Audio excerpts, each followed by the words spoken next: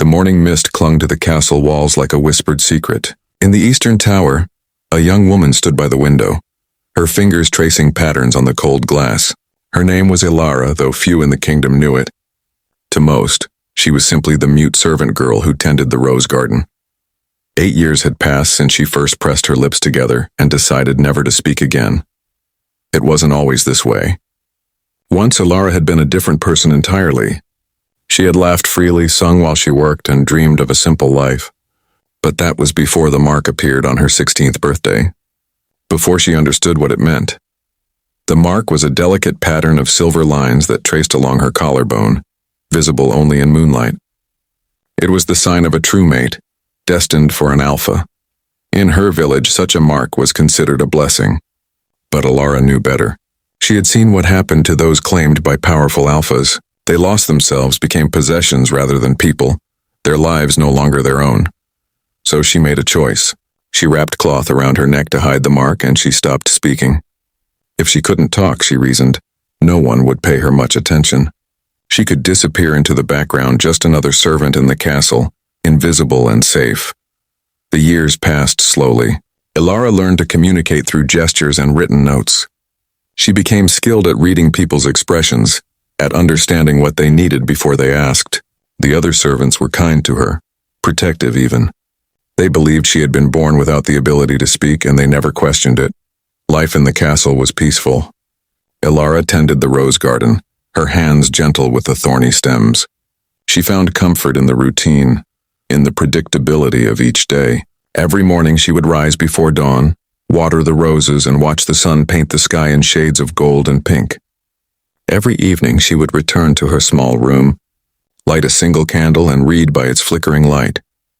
But everything changed the day the Alpha King arrived. His name was Corvus, and he was unlike any ruler the kingdom had known. He was young, barely 30, but his eyes held the weight of centuries. He had fought in the Great War of the Pax, had seen friends fall and enemies rise. The war had ended 5 years ago, but its shadows still lingered in the way he moved, in the careful distance he kept from others. Corvus had no interest in taking a mate.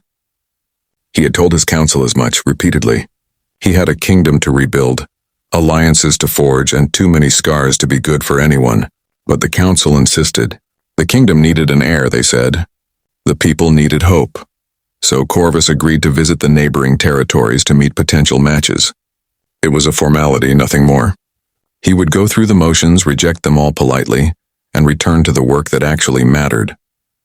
He arrived at the castle on a Tuesday afternoon, when the light slanted golden through the windows. Elara was in the garden, pruning the white roses that grew along the southern wall. She didn't hear him approach.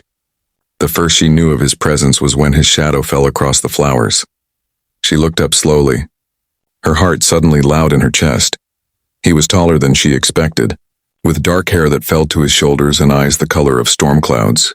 He wore simple traveling clothes, not the formal robes of royalty. For a moment they simply stared at each other, two strangers in a garden. Then Corvus did something unexpected. He smiled. It was a small smile, tentative and genuine. "The roses are beautiful," he said softly. "You must care for them very well." Elara nodded, then quickly looked down, focusing on the flowers in her hands. She could feel his gaze on her, curious and warm. It made her nervous in a way she hadn't felt in years. "Can you speak?" he asked. And there was no judgment in his voice, only gentle curiosity. Elara shook her head, keeping her expression carefully neutral. She had perfected this lie over 8 years. She knew exactly how to look, how to move, to convince anyone that she had never known the gift of words. "That's all right," Corvus said. He crouched down beside her, his movements slow and careful. "Words can be overrated anyway. I find that people talk too much and say too little." He reached out and touched one of the roses, his fingers surprisingly gentle. "My mother loved roses," he continued, his voice distant. "White ones, just like these. She used to say that they represented new beginnings, fresh starts." Elara found herself watching him, seeing the sadness that flickered across his face. There was a story there, she realized. A wound that hadn't quite healed. Over the next few days, something strange happened. Corvus kept returning to the garden. He would find Elara among the flowers and simply sit nearby, sometimes talking, sometimes in comfortable silence. He spoke of small things, the weather, the birds that nested in the old oak tree, the way the light changed as summer approached. He never asked her to speak. He never pressured her for responses. He seemed content just to be near her, to share the quiet space of the garden. Elara found herself looking forward to his visits. There was something calming about his presence, something that made the weight she carried feel a little lighter. She began to leave small gifts for him. A perfect rose, a smooth stone from the garden path, a bundle of lavender tied with string. He treasured each one, she could tell. He would smile when he found them, that same small, genuine smile that made her chest feel tight. But as the days passed, Corvus began to feel something he couldn't quite explain. There was a pull toward this silent girl in the garden, a connection that went deeper than conversation. When he was near her, the constant tension in his shoulders eased. The nightmares that usually plagued his sleep became gentler, filled with the scent of roses instead of blood and smoke. One evening, as the sun set in brilliant shades of orange and purple, Corvus came to the garden and found Elara sitting on a stone bench, her face turned toward the fading light. The angle of the sun caught her just so, illuminating her profile, and the cloth around her neck had slipped slightly. That's when he saw it, just a glimpse but unmistakable. Silver lines delicate as frost tracing along her collarbone. A true mate mark. Corvus froze, his heart suddenly pounding. He knew what that mark meant. He had one himself hidden beneath his shirt, a mirror image that had appeared the same night he first dreamed of white roses and gentle hands. Understanding crashed over him like a wave. The connection he felt, the pull, the way his wolf settled in her presence, it all made sense now. But if she bore the mark, why had she hidden it? Why had she chosen silence? He sat down beside her slowly, careful not to startle her. "Elara," he said softly, and she looked at him in surprise. He had never spoken her name before. "I won't force you to do anything you don't want to do. I need you to know that." She stared at him, her eyes wide, vulnerable in a way he hadn't seen before. "I know about the mark," he continued, his voice gentle. "I saw it just now, and I think I understand why you've hidden it, why you've chosen to be silent." Elara's hands trembled in her lap. 8 years of carefully constructed safety were crumbling around her. "I have a mark too," Corvus said, and he unbuttoned the collar of his shirt just enough to show her. There on his chest was a pattern of silver lines that matched her own. "We're true mates, Elara, but I need you to understand something." He reached out slowly and took her hand, his touch warm and steady. "Being true mates doesn't mean you belong to me. It doesn't mean you lose yourself or your choices. It means we're meant to walk beside each other if we both choose it. Only if we both choose it." Tears welled in Elara's eyes. For 8 years she had been terrified of this moment. But now that it was here, she felt something unexpected. Not fear, but relief, and underneath that relief a tiny, fragile spark of hope. Corvus waited, patient and calm. He didn't push, didn't demand. He simply held her hand and let her feel safe.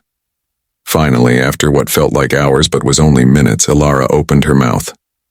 Her voice was rusty from disuse, barely more than a whisper, but it was there. "I was afraid," she said, and the words came out broken and beautiful. "Afraid of losing myself. Afraid of being claimed like property. I've seen what happens to mates of powerful alphas." "I know," Corvus said softly, "and your fear is valid. I've seen it too. But Elara, I don't want to claim you. I don't want to own you or control you."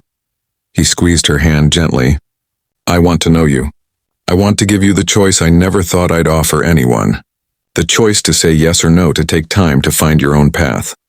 She looked at him then, really looked at him, and saw the truth in his eyes. This man, this alpha king who could have demanded anything, was offering her freedom instead. "Can I think about it?" she whispered.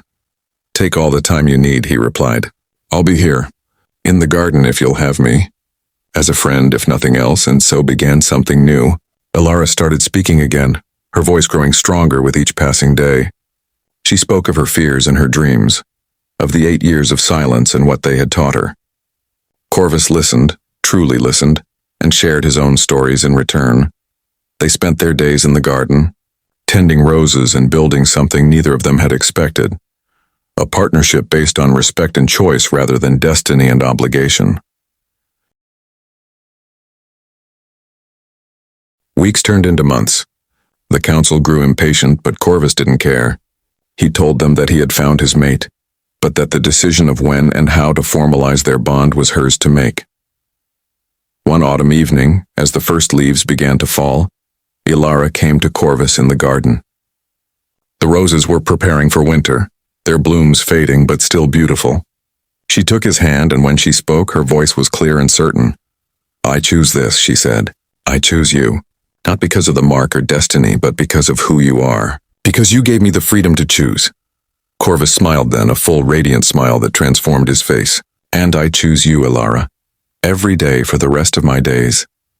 They were married in the spring when the roses bloomed white and perfect, symbols of their new beginning. Elara wore flowers in her hair and spoke her vows in a voice that rang clear and true. The kingdom celebrated their union, not knowing the full story, not understanding that they were witnessing something rare and precious. They were witnessing a love built on choice, on respect, on the courage to be vulnerable and the strength to wait. And in the garden, as seasons passed, the roses continued to bloom, tended by gentle hands and surrounded by the sound of laughter and whispered words of love. Words that had once been locked away but were now free, given willingly, joyfully to the one person who had never demanded them. The mute girl who had hidden for 8 years had found her voice again. And in doing so, she had found something even more precious, a love that honored her freedom and a partner who understood that the greatest gift is always the one freely given.